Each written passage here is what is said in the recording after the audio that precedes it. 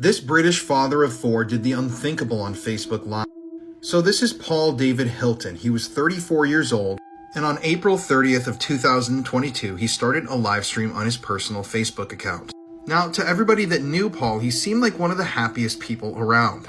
And when Paul started his live stream that evening, multiple friends and family members joined in. According to one friend named Lewis, he thought that Paul would be telling jokes or doing something amusing. He even said he thought the live stream would be funny. But the events that unfolded in Paul's home pictured above that evening would be far from funny. And in fact, when people joined in, they noticed that Paul had extremely slurred speech and he didn't seem like himself. It was when people really realized what Paul was about to do, though, when they started calling the police and authorities, but it was too late. On that live stream, Paul took his own life by hanging and broadcast it in front of all of his friends and family that were watching. Now, after investigation was done, Paul's blood alcohol level was found to be 2.5 times the normal limit, and they also found cocaine in his system.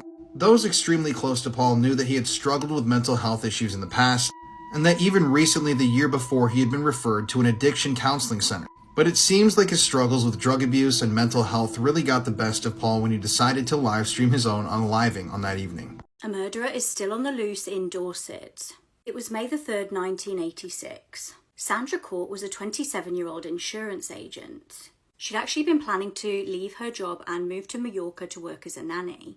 On the day in question, a bunch of teenagers were out hiking doing their Duke of Edinburgh award. They had no idea that what they were about to find would change their lives. They found Sandra's dead body in a stream and she'd been strangled to death. She was submerged on the Avon Causeway. The night prior, Sandra had actually been out with some friends at Steps nightclub in Bournemouth. It's reported that she actually got a taxi back to her sister's house at around 3 a.m. She was never seen alive again. Police started looking into the fact that her killer may have been responsible for other murders. They explored a link to the case of Susie Lamplugh. If you're interested in Susie's case, I did cover it previously. Susie was a London estate agent who actually vanished the same year. She'd gone to meet with a potential buyer. A man named John Cannon was looked into for both of these cases. He was found guilty of killing Shirley Banks in October 1987. It's also believed that he disclosed whilst in prison that the person who killed Shirley, so him, also killed Susie Lamplugh and another woman. However, frustratingly, no evidence was found to incriminate him. Tragically, Sandra's murder remains unsolved to this day. These two men were convicted last month of the manslaughter of a 71-year-old woman who was found weighing just 4 stone. She had sepsis, gangrene, and was living in her own filth. Dorothy Morgan's husband, Robert, 61, called 999 in January 2021, saying that the wife looked like something from a death camp. She was skin and bone but refusing to get help, and he wasn't going to support her behaviour any longer. When paramedics arrived at their home in Whitehaven, Cumbria, they found 71-year-old Dorothy laying on the sofa. She was severely malnourished and dehydrated, and she was laying in her own urine and feces. She also had multiple bed sores all over her body, some of which went down to the bone. She also had sepsis and gangrene in her toes. Dorothy's husband, Robert, and her son, David, said that they hadn't noticed her condition until it had got too late. Despite the best efforts of the hospital staff, Dorothy passed away just over a week later. They were both arrested and found to have severely neglected Dorothy and allowed her death. Robert's 999 call was played in court, and it was very clear that if they had got help for Dorothy sooner, that she wouldn't have ended up in such a poor state. At the time of the 999 call, Dorothy had been refused food or water for over a week. Both Robert and David were found guilty of manslaughter last month, and they will be sentenced on March 25th. This girl's ex-boyfriend killed her right after this photo was taken. This is a picture of Jolie Callan, who is 18. And after this photo was taken, her ex-boyfriend, Lauren Bunner, shot her twice and then pushed her body off the cliff. The couple decided to remain friends after they broke up, and Bunner had suggested they go hiking on August 30th, 2015. And chillingly enough, Jolie texted one of her friends the night before saying, "If something happens to me, you know who I was with." Bunner then took this photo of Jolie looking over the cliff and moments later he would shoot her, once in the back of the head and then once between the eyes. He would then throw her body more than 40 feet off the cliff. Her ex-boyfriend even uploaded 4 pictures of Jolie to Instagram that day, with this picture specifically being posted last saying, "Oh, you know, just enjoying the view, at Jolie." Lauren Bunner told investigators that him and Jolie were actually part of a suicide pact, and that he was supposed to shoot her and then kill himself, but he could not go through with it. He finally pleaded guilty in July, nearly 2 years after her murder. He was tried as an adult and was sentenced to 52 years in prison. But what makes this more disturbing is that Jolie went on this hike with her ex-boyfriend with an open heart and not worrying about her life being in danger at all. And the second she turns her back, her ex-boyfriend shoots her twice. It's just super unsettling seeing someone's last moments on picture, because we know what's coming, but they have no idea. May Jolie rest in peace, and this case is absolutely sickening. I opened the box, and this is in it. And it has some very KKK's cross. Fucking... This was in my box of Velveeta. So I'll admit, when I first saw that video, I took it with a grain of salt. But upon doing some further research, this is something that's happening very frequently. So all across Pennsylvania for the past few months, people have been finding these bizarre, cryptic, conspiracy-laden notes packaged with their food or other home good items. Someone found one of these notes in a Belvita box. The person at the beginning found theirs in a Velveeta box. And they've been found in dog food containers, pasta, cake mix, candy, and cookies. Whoever's putting these notes in these boxes has access to a lot of food. Now, obviously, whatever this person is putting on these notes is coded in some way. I haven't really found anybody that's been able to decipher what this note actually means, but it's incredibly offensive and incredibly bizarre, making references to a number of disturbing topics. It really is a mystery. Who has access to this much food? Who's bringing these notes in and who's putting them in boxes? Obviously, whatever this person has tried to do by spreading this message has worked, because their message is now blasted all over social media, whatever that message is. But I really hope that they can find who's doing this and question them, because, I don't know, it's kind of concerning that this person's able to put this sort of a thing in food. Who knows what else this person could add into food products, especially if they have this sort of access already. I don't know if you ever heard about this man. His name is Robert Hansen, or aka the Butcher Baker. But this man loved to hunt his victims like they were wild animals. Growing up, he was a shy kid. He was really quiet. He didn't get the attention he wanted from the pretty girls in his school. So he grew hatred toward them. He kind of had fantasies of revenge toward them. He also grew love for archery and hunting throughout this time. So it's kind of like foreshadowing what was to come in the future. And then fast forward to the 70s, he's operating a successful bakery. He's well known in the community, bro. But during this time was also where he would start his murders. He would drive around looking for vulnerable women. Majority of the time they would be prostitutes and sex workers. He would approach them and tell them that he's a photographer and he's looking for models to take pictures for, and he'll pay them. So it's like a paid gig. He would tell them, I bet, so just meet me at this place the next day. He would get there before they get there, and he would hide in his car. Once he saw that they were alone, he would approach them. He'll tell them to come in his car. Once they get in the car, he would reach over and pretend like he's gonna put on their seatbelt for them. And so he would grab the girl's wrist, handcuff them to open handcuffs, and then point a gun to their head and be like, be quiet. During his confession, he was bragging about it. He was like, I did this so much that it became like muscle memory to him. And then after that, he would bring them to his house. That's where he would sexually assault them for hours and hours. After that, take them back to his car. He would drive to the airport, put them on a plane, and then take them to a cabin that he owned in like a remote area, bro. He would blindfold them, undress them, and they're still handcuffed at this point. And then he would walk them out his front door, and then he'd be like, "Aight, go, you're free, run." He would grab his knife, 223 caliber rifle, and then he'll just begin stalking his prey, as he explained it. And this could last like hours to days, bro. He would sometimes... Criminal justice reform advocate who was recently on Joe Rogan's podcast has just been arrested after human body parts were found in his home. When I got out, I made a decision that I was going to walk away, and I didn't care about what the consequences was. And I said to myself, I've been doing bad for so long, I'm going to try to do something good. If all else fails, I could always go back to doing bad. So this is 48-year-old Sheldon Johnson. He was released last May after spending 25 years in prison for attempted murder and robbery. After his release, Sheldon became a high-profile advocate for criminal justice reform, and he also became a client advocate for at-risk youth in Queens, New York. He even appeared on Joe Rogan's podcast last month where he talked about his life in prison and how he is now a public voice for rehabilitation. At the time of the podcast, he had been out of prison for 9 months, and everyone thought that he turned a new leaf.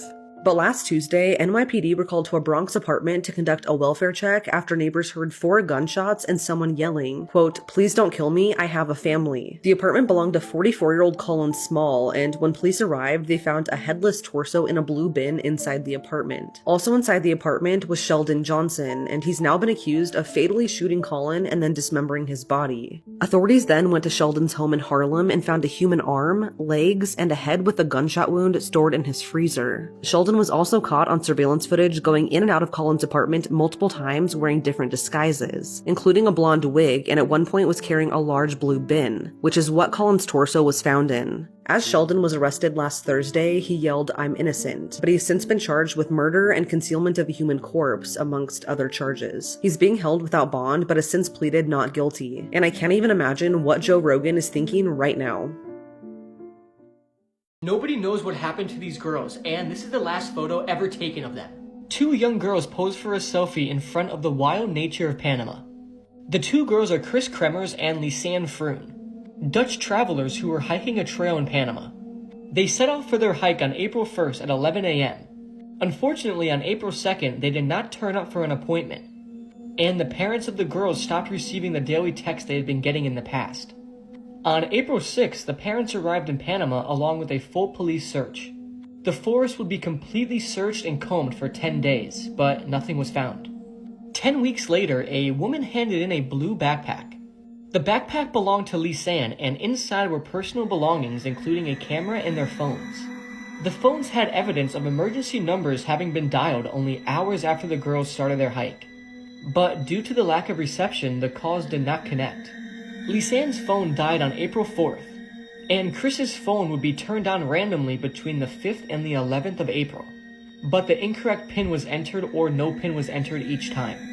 On the camera, 90 flash photos were taken between 1 and 4 a.m. in the complete darkness of the jungle. One disturbing image shows the back of Chris's head with blood on her hair. 2 months after the backpack was discovered, a pelvis and a foot inside a boot were discovered, along with other remains. These were later DNA tested and confirmed to belong to Chris Kremers and Lisanne Froon. What happened to them still remains a mystery to this day. Just imagine being in the middle of the jungle at night and you don't know what's happening. Your life is in danger and you have no service. I could only imagine the fear and anxiety these 2 girls were feeling in this moment. May Chris Kremers and Lisanne Froon rest in peace. What was removed from Epstein's mansion the day after he took his own life? This is a question to which we still do not have an answer. So this is Richard Kahn, a longtime associate of Jeffrey Epstein's. He was his accountant and the executor of Epstein's estate. Not much is known about Richard Kahn, but there are some disturbing things that have come out about him in the last few days. I'm going to cover those details in another TikTok. But I want to talk about what happened at Epstein's $77 million Manhattan mansion the day after he took his own life. So the day after Jeffrey Epstein takes his own life in prison, Richard Kahn shows up to his house. He's obviously wearing a disguise trying to hide who he is, and journalists who were sitting outside of the home just happened to capture this on camera. Richard walked into Jeffrey Epstein's home with someone who appeared to be a friend of Jeffrey Epstein's. They rushed into the house. They were in there for about 45 minutes, and then Richard came out of the home with this bag that he didn't bring in. It was a blue bag filled with a bunch of different items and things from the home. Now, to this day, it's still unknown exactly what was in that bag and why he had to get into the house that quickly to retrieve all of this.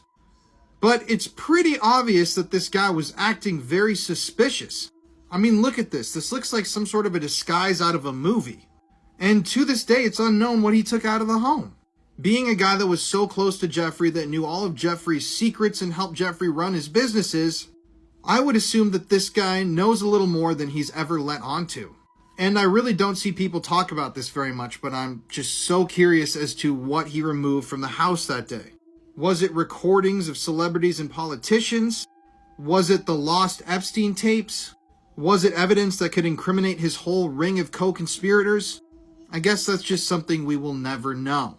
This YouTuber vanished without a trace after finding a mysterious M-shaped cave. Kenny Veach was a 47-year-old YouTuber from Las Vegas. He was a keen hiker and published videos of his expeditions on YouTube. In June 2014, Kenny posted an eerie story online. He told readers how he'd found a hidden cave near an Air Force base near Area 51. He described it as being a perfect M shape. He stated that once he was inside the cave, he experienced strong vibrations and just felt really, really uncomfortable. He said he experienced intense fear and said it was one of the strangest experiences he'd ever had. He describes literally running out of the cave. Now, since posting this story online, he actually had several of his YouTube viewers ask him to go and find the cave again. They wanted him to do a YouTube video and show them the cave in question. In October, he decided to do just that. He took a weapon with him and started on his way. However, he posted a YouTube video saying that he was really frustrated and he couldn't find the cave. At this point, a user posted an ominous message to him, encouraging him to stop the hunt. They stated, "Do not go back there. If you find that cave entrance, don't go in. You won't get out." He did continue the hunt, however, and on November the 10th, he embarked on a journey to find the cave. This time, though, he would never return.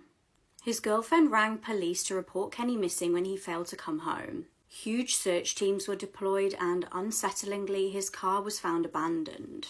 Then, miles from the abandoned vehicle, his phone was discovered in an abandoned mine shaft.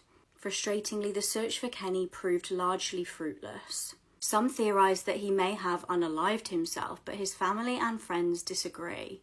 Some think he may have got injured and died as a result. His body has never been found, though. Others believe that he may have stumbled upon government secrets that they did not want anyone to know. Either way, there's been no sign of him for 10 years. The mystery of the YouTuber and the M-shaped cave remains. This is the spoon video, one of the hardest videos to watch explained. The video I'm about to explain is a pretty quick one and it's about 27 seconds long. But just because it's short doesn't mean it's not disturbing. The video opens up with two guys sitting on the floor. The one has a white shirt and the other has a blue shirt. The victims have their hands tied behind their back and one of the men then come up to the victim in the white shirt and begins to cut off every one of his fingers one by one with hedge clippers. The victim is taking it extremely well also, not screaming or making any noise whatsoever. You then begin to see a big puddle of blood behind the victim's back where his hands are. But the victim in the blue shirt is getting it far, far worse. And this is where it gets disturbing. At the start, you see the victim in the blue being held by one of the men by his hair, and you can see something has obviously been done to his eyes. Where his eyes are, it's completely covered in blood and it actually looks like he's crying blood instead of tears, which makes this video even more unsettling. In the beginning of the video, you see the man drop a knife, so they might have stabbed the victim in the eyes first, and as the video goes on, you see the man get a spoon, and he then digs it into the victim's eye socket trying to remove his eye. He starts with the victim's right eye and he then digs the spoon in and pulls it out. You can see the eye of the victim wanting to pop out, but I don't know if it does come out because the quality is pretty bad. But one thing is for sure, this victim is never going to see again. After the man keeps digging the spoon into the victim's eyes, the video then concludes.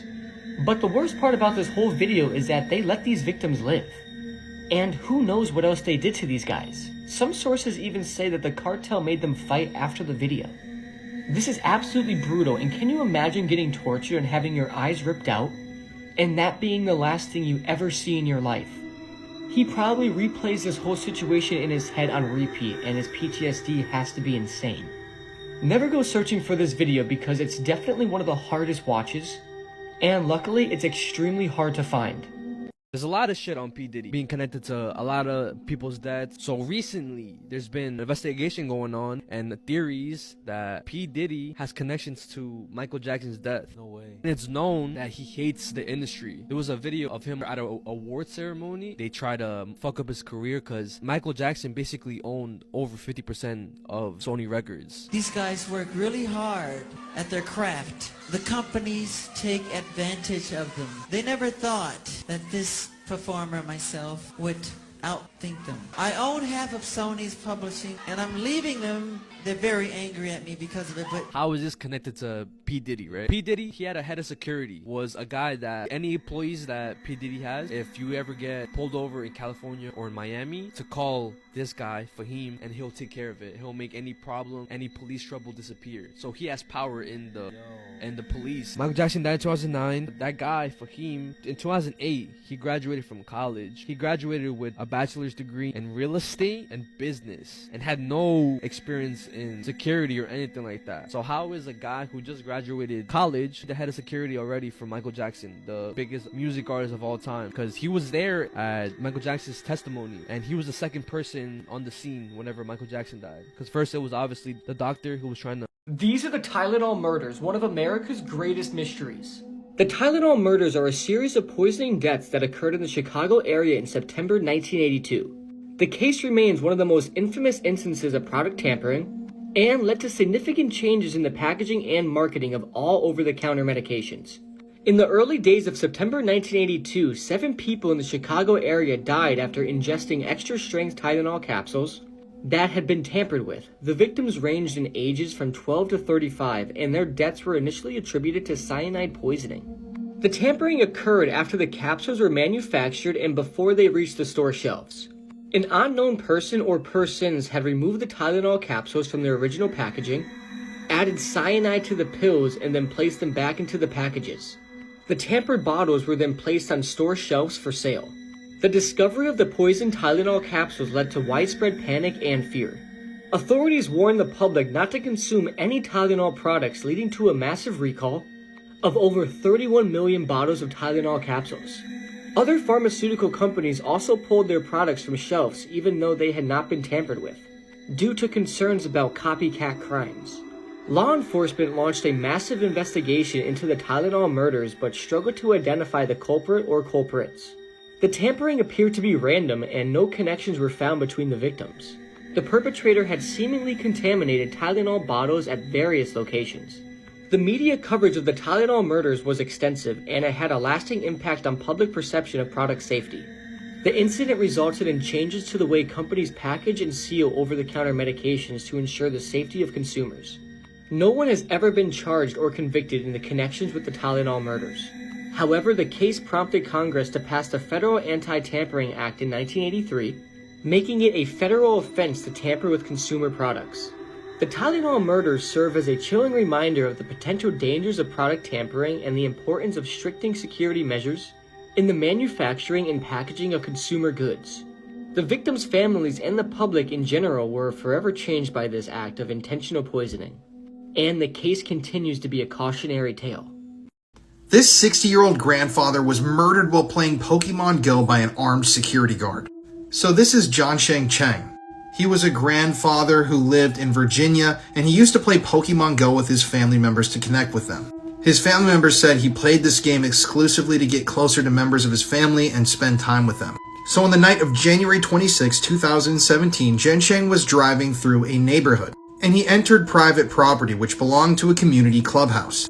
10 days earlier, he had been cited for trespassing on this private property, but on that evening, for some reason, he drove back in search of Pokemon. So that night, recognizing the same blue van, Jonathan Cromwell, an armed security guard, approached the grandfather. So according to the investigation, Jiansheng was in the parking lot of the clubhouse when Jonathan noticed him and stopped his vehicle directly in front of Jiansheng's. Jiansheng's car was effectively blocked in. He then put his car in reverse, turned his vehicle around so that it was in the entrance of the parking lot, so he was about to leave. And that's when Jonathan Cromwell, for some reason, exited his vehicle, screamed out stop, and then for some reason pulled out his weapon and fired 10 shots at the car.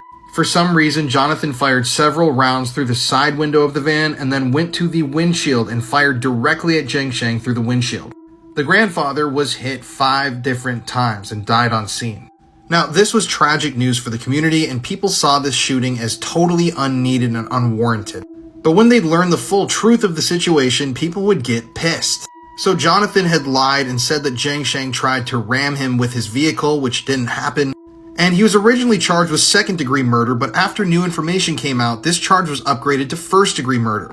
You see, Jonathan had a pretty disturbing history working as an armed security guard. In the past, he had drawn and brandished his weapon at people who were members of the clubhouse, guests of the Riverwalk neighborhood, and unarmed civilians, and he was known to go beyond the boundaries of his duties and use excessive force.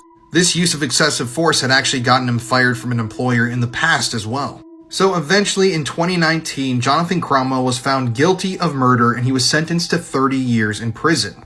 This crime was just so unnecessary, and it's so shocking because a grandfather was literally murdered while playing a children's game that he loved playing with his kids. This is the ISIS child executioner video, one of the most sickening videos ever explained. Before I begin, this is a massive trigger warning. The video begins with the victim tied to some sort of fence with his arms up. He is inside of a ball pit, and then you see a child walk across the abandoned ball pit. And I mean child, this kid is no more than 6 years old. Which is just mind-blowing. The child then stands next to an adult supervisor, and the adult then pulls out a pistol and cocks it and hands it to the child. The child then aims the gun at the victim's head and pulls the trigger, hitting him in the head. The first shot doesn't instantly kill the victim. You see blood leak out of his head and you see his eyes move around. The child then shoots the victim 3 to 4 more times, and at this point, the victim is dead. After this, the child raises the gun in the air and chants. The video then jumps to another execution, and it opens up with a young teenager holding up a knife. He then reads out a speech, and the video then skips to the execution, which is being done by the boy who just read the speech. The video briefly shows the victim. He has his hands tied behind his back and he's on his knees. The child executioner then kicks him on the back and he falls to the ground. The video then shows the toddler who did the prior shooting execution doing a cutthroat gesture. The teenage executioner then slits the throat of the victim, and as this is happening, there are various close-ups of the victim on the ground bleeding out and grimacing in pain. You can literally see the life leave his body, and like most ISIS executions, there is music playing over this.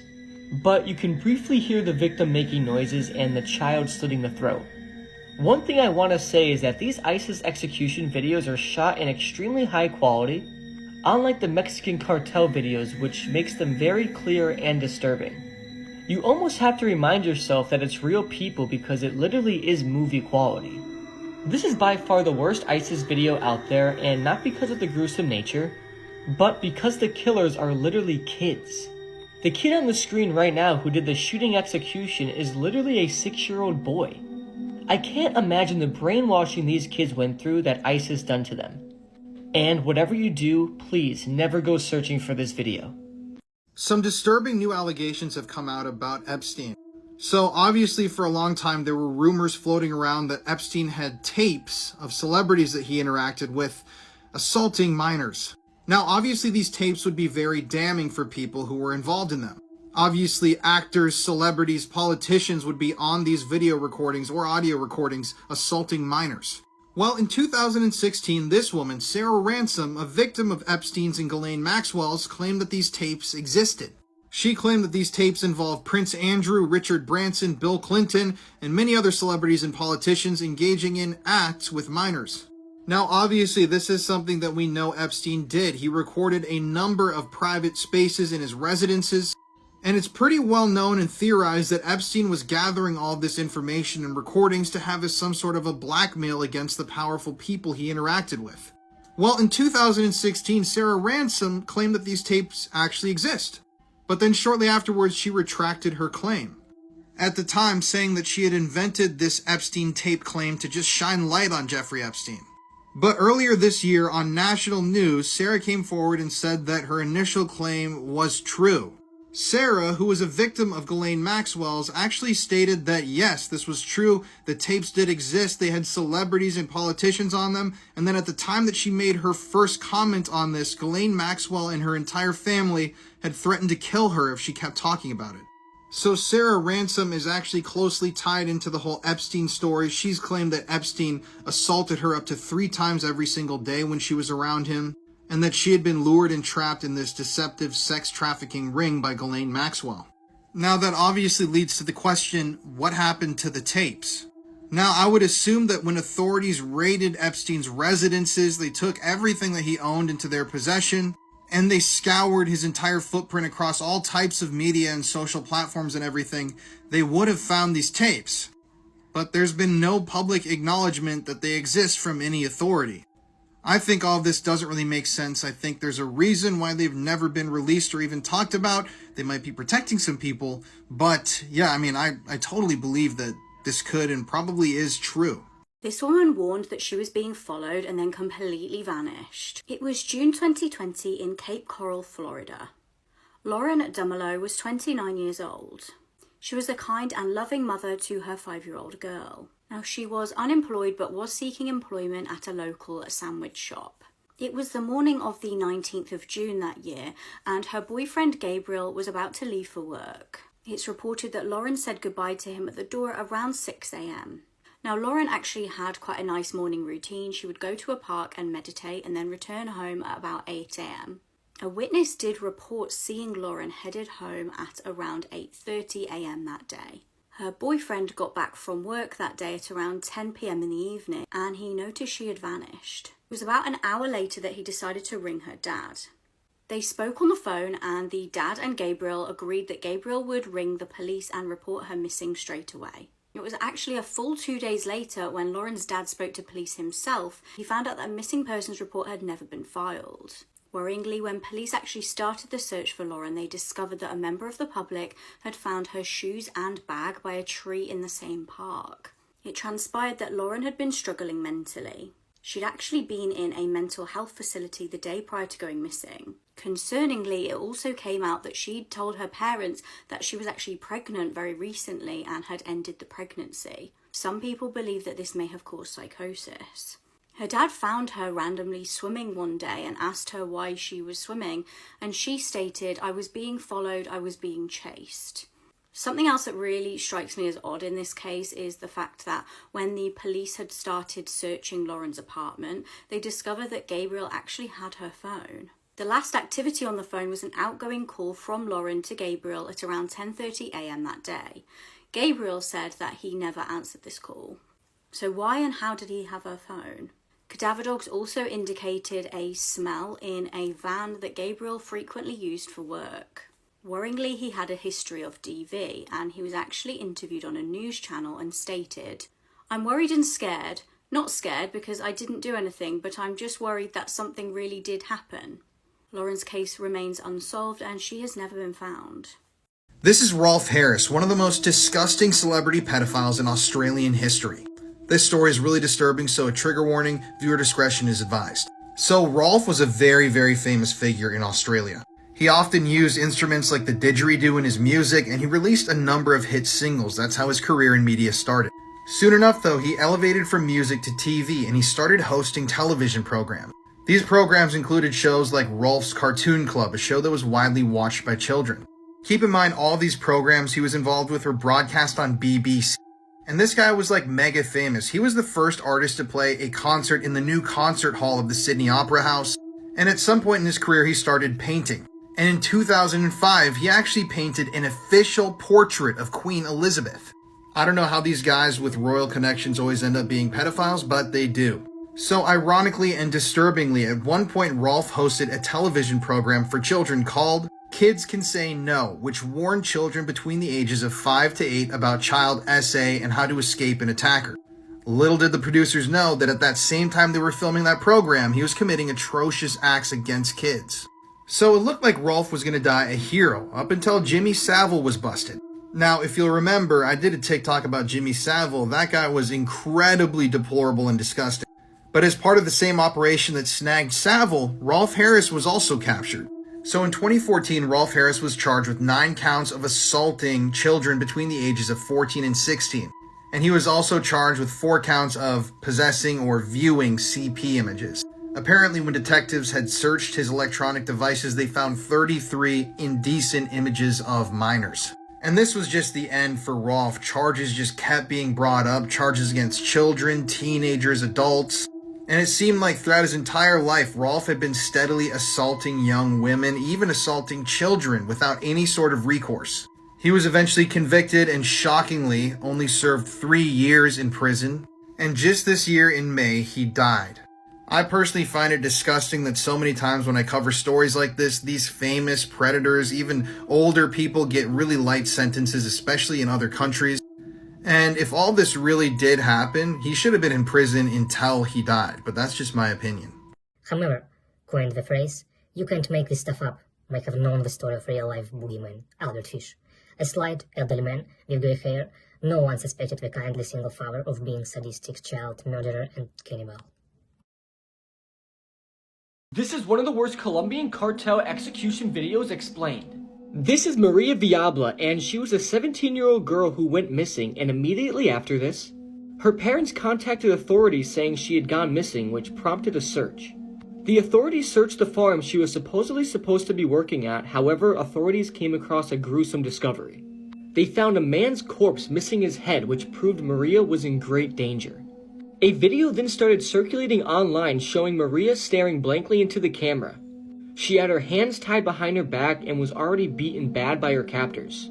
However, all hope to finding Maria faded when another terrible video began to circulate on the internet, showing the unfortunate end Maria suffered. The video is short and it's around 33 seconds, but it's absolutely grotesque and disturbing. As you play the video, you're met with pure savagery. The setting is in a wooded area and it's shot during the daytime. Immediately, you see Maria's corpse lying on the ground and you hear her killers talking in the background.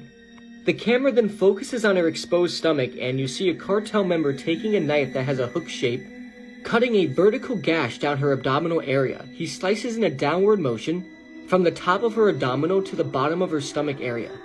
And you hear awful noises as the blade cuts through flesh. It's extremely graphic and it's just awful.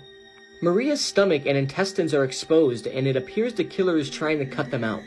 He pulls on her intestines and what also appears to be her stomach, and slowly they come out of Maria's body as he pulls, and eventually he cuts out Maria's stomach and several feet of intestines.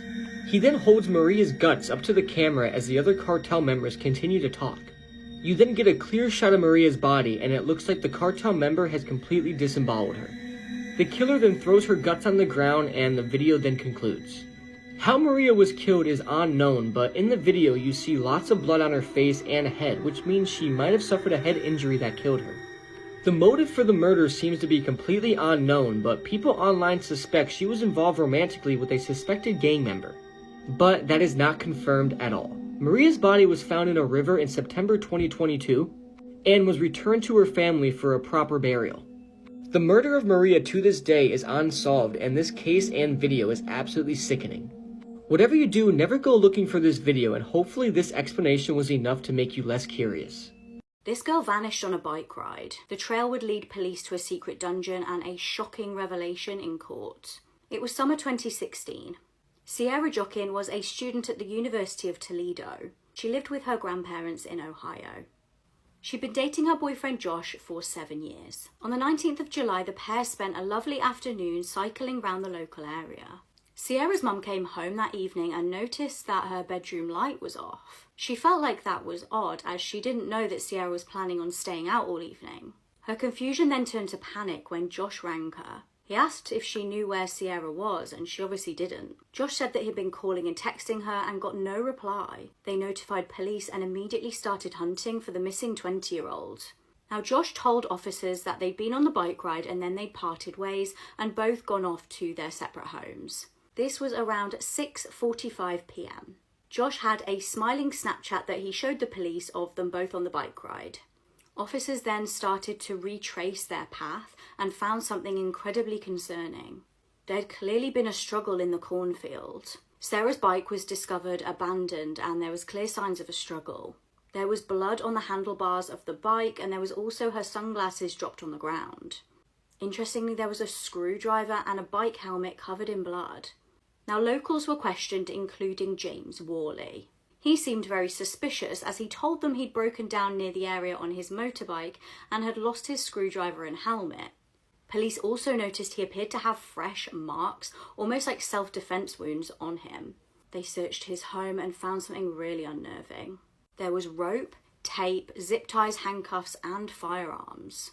Concealed in his property was also some kind of dungeon that he'd made. There was a freezer inside it, the place stunk of bleach, and there was also blood on the freezer. Tragically, just 3 days later, Sierra's body was recovered from a field. This was just 12 miles from James's home. Sierra had been bound and gagged. A coroner confirmed she died from asphyxiation. James had some sickening Google searches that the prosecution used in his trial. The helmet that was found at the scene was confirmed to be James's, and this had Sierra's blood on.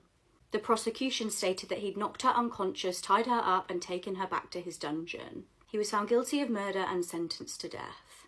He claimed that he'd been framed. However, it was then revealed that this was not actually the first kidnapping that he'd been convicted of.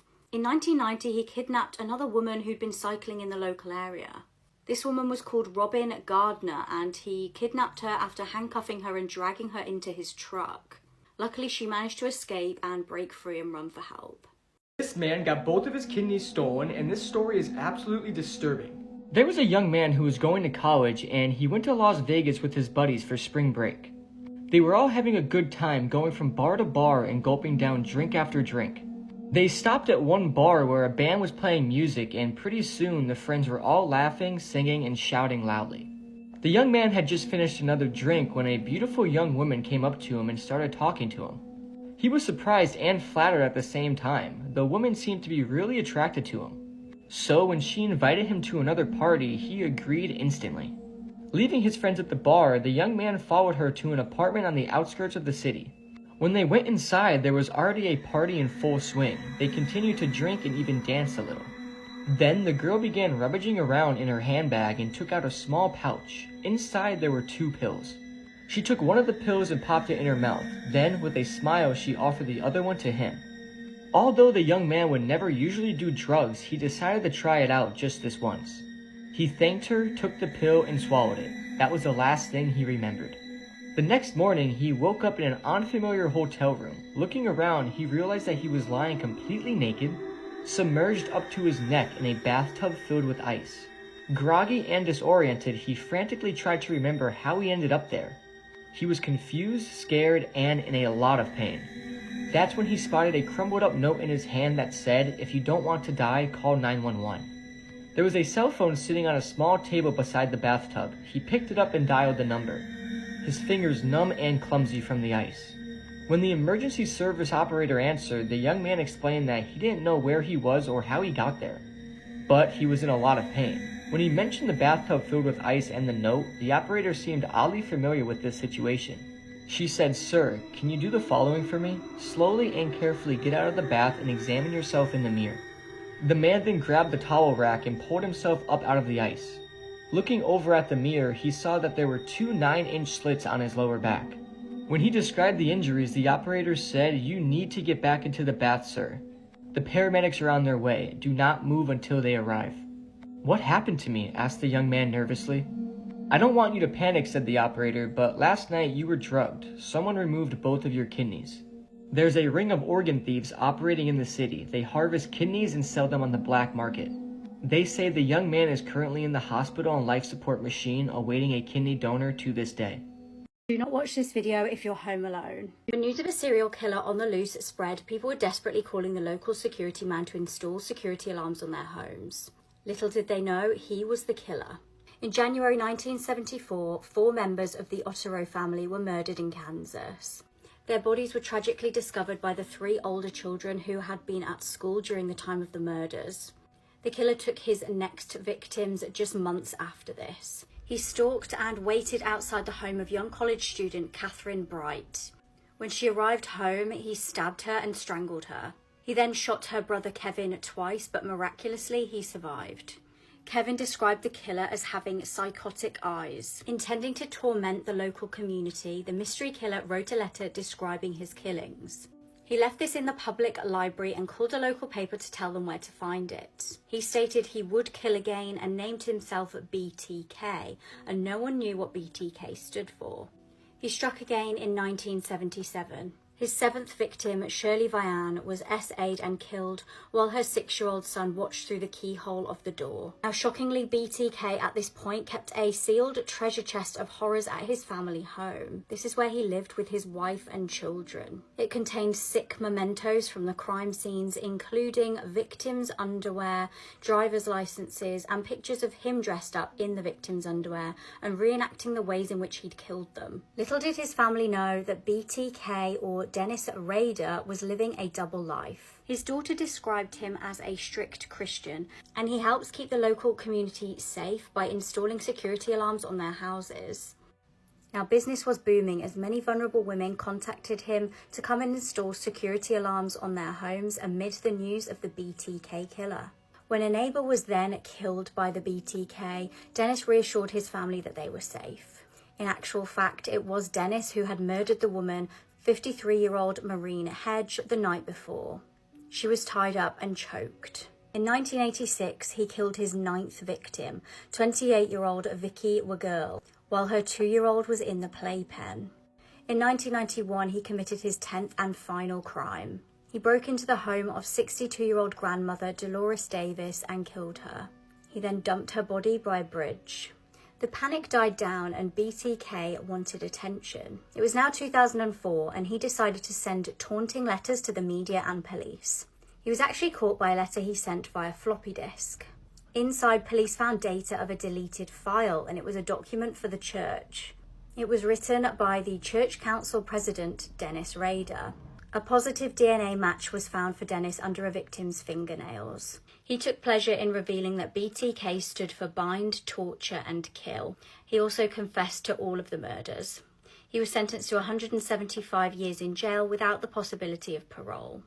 Sometimes true for stranger than fiction. The case of Richard Trenton Chase is a story which even the most depraved horror writer would struggle to create. Over the course of 4 weeks spanning across 1977 and 1978, Richard Chase took the lives of 6 innocent victims in Sacramento, California. His murders gradually progressed in violence, beginning with drive-by shootings and culminating in acts of cannibalism. The most brutal cartel in Mexico just released a new video, and I'm about to explain it. The video is 1 minute and 31 seconds long. The video is shot in portrait mode, making it kinda hard to make out what's happening. As you play the video, you see 3 men lying on the ground with their hands tied behind their backs, and they are surrounded by at least 5 heavily armed sicarios. The captives also have their shirts pulled over their heads so they can't see. The sicarios kick the men as they plead for their life. One of the captives then cries out, "We are asking you to forgive us. We will cooperate with you guys." A sicario then responds, "Shut the F up with that BS." The man then pleads again, "Seriously guys, we never even messed with you." Another sicario then says, "What do you want me cutting off first then?" Which is met by a response by another sicario saying, "Go ahead and remove someone's head already. Go ahead, go ahead." One of the captives then has his face pushed into the dirt and you hear him struggling for breath. One of the sicarios then gets a knife out and proceeds to stab the victim in the back of the neck, which results in the victim making noises of pain. The sicario then stops as he realizes it isn't effective. He then turns the victim over slightly and slits his throat. Blood forms on the ground as the victim makes horrible crying and screaming noises, which is just haunting. He continues having his throat cut as the other victims wait their turn. Another sicario then asks for a knife and slits the second victim's throat. He then pushes him back so he's lying on the first victim who is bleeding out. Blood soaks his white shirt as blood pours out of his neck. The sicario then decides to inflict more pain on the victim before he bleeds out, and it looks like he takes his knife and quickly pokes it into one of the victim's eyes. And you actually hear a popping type sound. The second victim doesn't make as much noise as the first, but you still hear the sounds of blood leaking. The third victim is lying on the ground in a fetal position attempting to protect himself. However, his head is pulled up exposing his neck, and a sicario then gets a knife and slices it into his throat. The knife is razor sharp and it cuts through the flesh and windpipe extremely quickly until it reaches the victim's spinal cord, which is when the sicario stops so that the victim can bleed out. And that is where the video concludes. This video is extremely brutal like all cartel videos, and the screams and cries of the first victim is extremely haunting and nightmare-inducing. Don't go looking for this video for obvious reasons, and you should definitely stay curious on this video. And hopefully this explanation was enough to make you less curious. This is the last known footage of Riley Strain, a 22-year-old college student who recently went missing after getting kicked out of a Nashville bar. Riley was last seen by his friends at around 9:52 p.m. on March 8th after he was kicked out of Luke Bryan's bar in downtown Nashville called Luke's 32 Bridge. Riley is a senior at the University of Missouri and was on an annual spring trip with his frat brothers. According to his parents, Riley was overserved and was trying to pay his tab when he was kicked out of the bar. He then became separated from his friends who lost sight of him. Immediately after he left the bar, a friend called him him, and on that phone call, Riley said that he was headed back to their hotel, which was only about 5 blocks away. But Riley never made it back, and he hasn't been seen or heard from since. That night, his friends reportedly spent hours looking for him and even tried to use Snapchat to find his location. But when they couldn't find him, and after their following calls went straight to voicemail, they reported him missing to Nashville police. They then called Riley's parents the next day to inform them of what happened, and they drove from Missouri to Nashville to start looking for him. Riley was seen on surveillance footage multiple times the night he went missing. At around 9:45 p.m., right after leaving the bar, he was seen on CCTV from a local business called Downtown Smoke and Vape Shop stumbling down the street. You can then see him fall down, get back up, and start running. Then at around 9:47 p.m., Riley is seen again on additional security footage from another business walking alone. Eventually, he's seen crossing First Avenue North to Gay Street, walking behind a large group of people. He's seen checking his phone, going to change directions, and then turning back around and following the group again. Unfortunately, the area he went missing is pretty close to the Cumberland River, which authorities are now searching to see if he possibly went into the water that night. But so far, absolutely no trace of Riley has been found. By the time authorities started searching for him, his phone had already been shut off. But Verizon has confirmed that the last known location of his phone was less than a mile from a cell tower located at 19 Oldham Street. According to Google Maps, this is about a 35-minute walk from the bar or about a 10-minute drive. Nashville police have searched that area, but they found nothing. It's also come to light that 2 separate homeless encampments have confirmed that they saw Riley that night. However, there's still no sign of him. Luke Bryan has since released this statement urging anyone to come forward and help. The Tennessee Alcoholic Beverage Commission is currently investigating if Riley was overserved the night he went missing, as many people think this was the case based on how he was walking in the surveillance videos. A lot of people are also questioning if Riley may have been drugged that night, but Luke's 32 Bridge has since released this statement about Riley from the night he went missing. They say he was served 1 alcoholic beverage and 2 waters, and they did say that he was kicked out, but they haven't said why. Riley went missing in an extremely popular area, and that night specifically, a lot of people were out and walking around. He's also 6'5", so it seems like he would have stood out if you saw him. His family has reportedly checked every jail, morgue, and ER in the area, and Riley isn't at any of them. Riley is really close with his mom and talks to her at least 3 to 4 times a day, so the fact that it's now been a week with no contact is really concerning. Authorities are hoping that his Apple Watch contains any information that can help locate him. Now they're just waiting for that information to come through. In the meantime, if you have any information about the disappearance of Riley Strain, please contact the number on the screen. Hillsborough disaster is one of the most infuriating and heartbreaking true crime cases I know. Hillsborough Stadium is located in Sheffield. It was April 1989. The stadium was about to host an FA Cup semi-final game between Liverpool and Nottingham Forest. Now, the game was obviously highly anticipated and there were loads of fans there eager to cheer their teams on. Now, some people actually don't know this, but in 1981, a crush occurred at the ground. This was actually again during a FA Cup game, but it was between Spurs and Wolves. There were 38 injuries, including broken limbs. Luckily, no one was killed, but this time the result was fatal. Just prior to kickoff, staff realised there were loads of fans that hadn't yet made it into the ground. Police Commander David Duckenfield ordered that Gate C would be opened. This caused around 2,000 Liverpool fans to surge into the stadium, causing a massive crush. I feel like it's best to get the words of a Hillsborough survivor in order to paint the picture of the true horrors that then unfolded. A Liverpool fan, Neil McDougall, was interviewed. He stated, "I remember watching on in horror and seeing fans on the pitch using advertising hoardings as emergency stretchers. When I looked out across the pitch, it was like a war zone. Bodies were laid out everywhere and they were being carried down to the far end of the stadium. There were people crying everywhere, walking about the pitch in a state of shock." He said, "People were running around in circles in sheer desperation, doing their best to help those who were dying. Every so often you'd hear a small cheer as someone was brought back to life on the pitch, only to fade away again. It was like watching a war scene in a movie, but it wasn't a war, it was only a football match, and those people should have never been killed. They should have been safe. Something went horribly wrong on that day." There were a total of 97 deaths and 766 injuries. Now, not only were the deaths themselves an absolute tragedy, but the way that it was handled by police and other professionals was absolutely horrendous. There was complete chaos in identifying the deceased victims. Bodies of people's loved ones were transported to a local gymnasium which acted as a temporary mortuary. Some relatives were made to look through Polaroid pictures of the deceased to identify their loved ones. Other relatives were placed in a holding room, and a hospital administrator came out, stood on a table, and started reading descriptions of people in the mortuary. The oldest victim was 67 and the youngest was just 10. Now, in the immediate aftermath of this horrendous tragedy, police and the press spread false stories painting the victims as perpetrators of crimes. The Sun newspaper is now infamous of the absolutely disgusting false stories that they printed about the victims. They lied and made out like the victims were somehow to blame for this, when in actual fact it was a failure of crowd control. The first inquest into the disaster from 1991 stated a verdict of accidental death. Fans and loved ones of the deceased fought to have this overturned for years. Finally, in 2016, it was concluded that the victims were unlawfully killed. Fans played no part in the deaths, and instead it was down to police failures, poor stadium design, and a delayed response by the ambulance. There's an absolutely brilliant drama on ITV called Anne, and if you're interested in this disaster, it paints such a good picture of what actually happened and how heartbreaking it was. But just as a disclaimer, I did cry the whole way through. Have you ever wondered who this character is based on? It's loosely based on the real story of Barbara Sklova, and it's really, really disturbing. Quick trigger warning before I get into it, because the details are horrific and there's mentions of child abuse and cannibalism.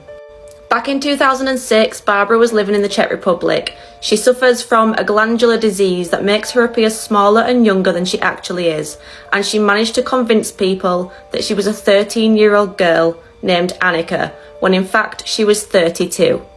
Annika managed to manipulate her way into this woman's life. This is Klara Marova, and she lived in the same area with her two sons, Andre and Jacob, who were 8 and 9. Klara liked to talk about her belief that she was destined to fulfill a mission from God, and her sister Katerina ended up joining a cult that was run by a man named Joseph. This cult believed that they were completely absolved to commit crimes, and the leader, Joseph, was actually Annika, or Barbara's, father. Their ideas and views were completely warped, and Barbara used this to her full advantage. Klara's sister Katerina actually knew full well that Annika was a 32-year-old woman, not a teenager, but Klara had no idea, and she began to treat her like a daughter. Due to ill health, Annika had lots of doctor's appointments, but she'd never let anyone go with her, and during these doctor's appointments, Klara began to receive really strange text messages and emails that she thought were from Annika's doctor. It's actually believed that it was Joseph. Annika's doctor claimed that Annika was being abused by Klara's two sons, and that they had to be cured of all evil. Of course, this was all lies. The boys were completely innocent. Klara became extremely abusive towards Andre and Jacob, beating them with her bare hands, wooden spoons, and a belt. But in August 2006, the doctor said that these punishments weren't working, and they had to try something else: shock therapy. Klara was instructed to take the boys to a cottage in the woods, and when she got there, her sister Katerina was waiting for her, with a man that's thought to be Annika's brother, and two other women, Jan and Hannah. This cottage became absolute hell on earth for the two boys. They were locked inside dog cages, barely big enough to sit up in. They were forced to eat from dog bowls, and forced to sit in their own feces and urine. They were shocked through the bars, and when they were let out of the cages, they were beaten by the whole group. And Annika would often tell the adults that the boys were bullying her because she knew that the punishments would be ramped up. The boys often had their heads submerged in water until they were close to drowning, and they had cigarette burns all over their bodies. That's not even the worst of it. Just a quick trigger warning again here, because the next part is absolutely horrific. The boys would be taken out of the cages, and they'd have parts of their body skinned.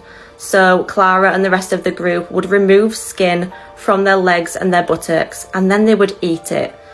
If that's not bad enough, they would also then force the boys to eat their own raw flesh. If they were sick, they'd make them eat that too.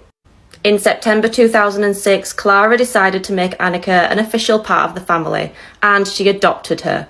She then moved out of the cottage with Annika back to their house, closely followed by Katerina and the two boys. The abuse of the two boys started up again immediately. Annika was given her own room upstairs that was bright and colourful, whereas the boys were forced to sleep in the basement, often tied up and naked. This is when Klara set up a baby monitor in the basement to monitor the boys, and it was only by chance that they were rescued due to this baby monitor. The boys had suffered a further year of abuse in that basement, and then one evening, one of the neighbours was checking his own baby monitor, and somehow the wires must have got crossed, and what appeared on his screen was Andre laying naked on the floor, tied up. He immediately called the police, and they went door to door until they found the two boys. Clara and Katerina were arrested, and the boys, along with Annika, went into care.